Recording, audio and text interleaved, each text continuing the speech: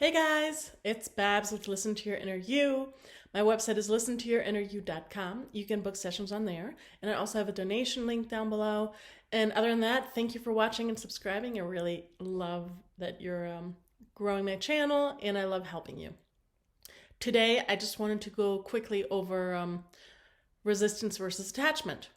When you start really working with it and after a while and you start noticing what they are, you start feeling what they are. Trying to say it this way is that you will start recognize, okay, I feel crappy right now and this feels like resistance, or I feel crappy and this feels like attachment. But that part isn't really that important. What is important is that you just start working on them so you feel better. So do the 4 manifesting steps. Steps 1, 2, 3, 4. That's my video. Focus, do you believe it's possible or not? Find resistance and release it. And then detach by saying I want it, I don't need it. My kitty's watching me. Anyway, so what is resistance?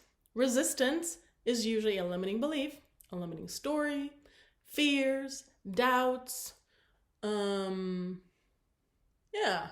that's about it. They're just limiting things. But they can also create attachment. For example, if you dig up any bigger beliefs, such as core beliefs, in the resistance part in step 3, you can actually realize that these beliefs cause severe attachment because you're needing this person or the job or the money in order to feel worth it or good enough, right? That's why we're seeking it. So then we go to attachment. What is attachment? Well, attachment is you're needing this emotional result from that manifestation in order to feel better. And you don't. That's why I say you don't need this. You want it. There are very few needs that we do have. Food, water, sleep, maybe shelter. But everything else is pretty much a want. You don't need these things to feel any better. If you feel like you need the manifestation in order to feel relieved or not frustrated or upset or not hurt, is because you don't want to deal with these emotions.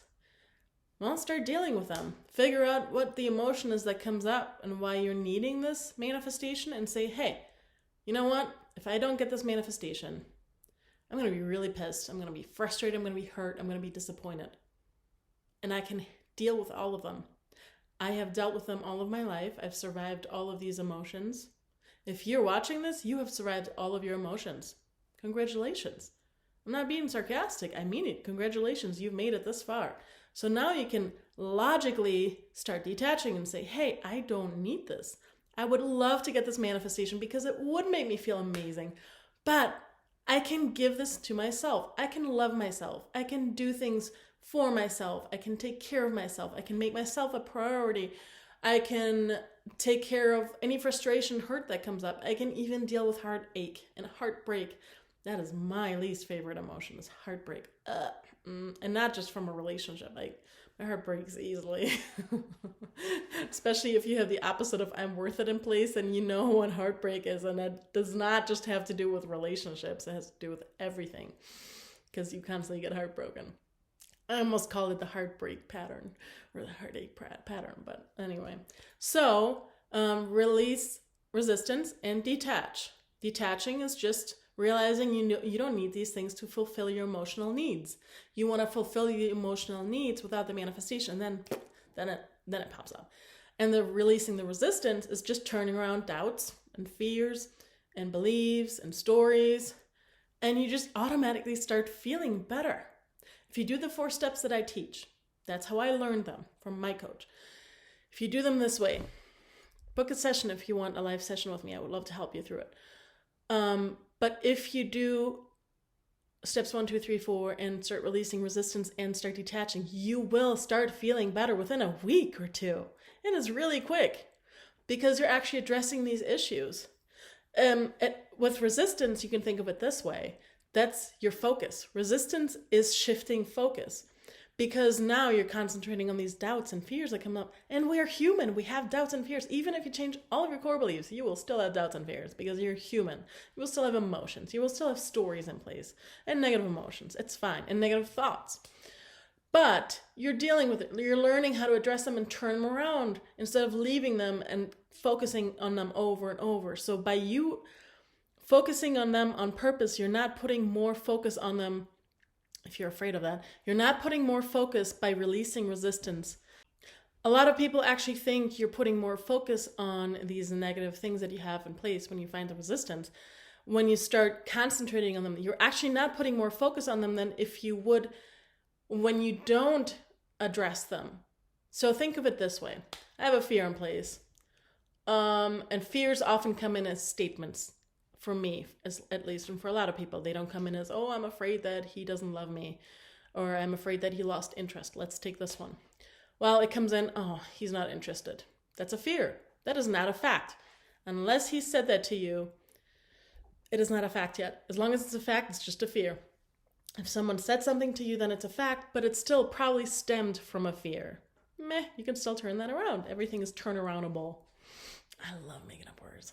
Anyway, so he's not interested. Boo. Okay, I accept that I'm afraid that he's not interested. So what if he is interested? What if he is more than interested? What if his interest keeps going up, right? So we're taking that fear and we're turning it around.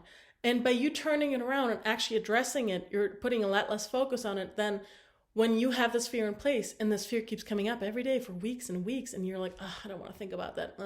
Instead of you turning around, you just say, I don't want to think about it, and you kind of push it aside, and then it comes back, and then you do the same thing and it comes back, and you do the same thing. What you want to do is you say, crap, I have this fear. And believe me, I do this all the time. A fear comes in, I'm like, nah, I don't want to think about that. Shit, I should address it because it will come back. So accept the fear. Say it out loud. I accept that I'm afraid that he's not interested.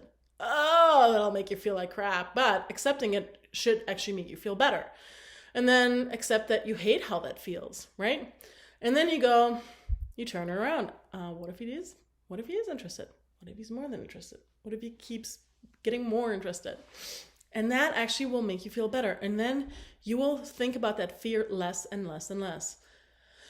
That is this amazing tool of actually focusing. And this is your focus work too. So your focus work is step one, right? You concentrate on the end result and feel it true and feel it real. But if you have all these fears in place, you're also concentrating on them. And then they become stories and so on and so on. So you want to turn them around because now these two realities are kind of fighting. It's like, I'm with him in the end result, but I also have this fear. And since you're not with him or her, I use him because I'm into men. I'm not sorry. I use him because I'm into men. It's easier for me to talk this way. Take it as it resonates with you, please. So the more I push this fear away, the more the current reality is already true where we're not together because I think he's not interested, right? So you want to turn around and go, oh, what if he is interested? What if he isn't interested? So don't push these fears away. And if you have a lot of fears and you're doing the resistance work, you also want to realize if these stories don't clear out within 7 to 10 days, they usually clear out really quickly when you start addressing them. If they don't clear out at all or quickly at all or not at all, you have a belief in place that keeps creating the story over and over and over. Story, I mean fear, doubt, whatever, right? So in the resistance part, that's often where you can find the limiting beliefs, such as core beliefs or bigger beliefs, etc., etc. So resistance, you want to work on that and turn around because your resistance is actually what you're focusing on right now. Like, where's your focus? You can focus on the end result, but since that isn't actively in your 3D, the one in the resistance will keep perpetuating because it's already active. So these fears will actually keep playing out too. So yeah, attachment, to make it shorter, attachment is emotional need that you're looking for from that manifestation. So give that to yourself and remind yourself you want it, you don't need it, you can deal with anything else. And resistance is just limiting beliefs, thoughts, doubts, fears. I hope this helped. Have a great day.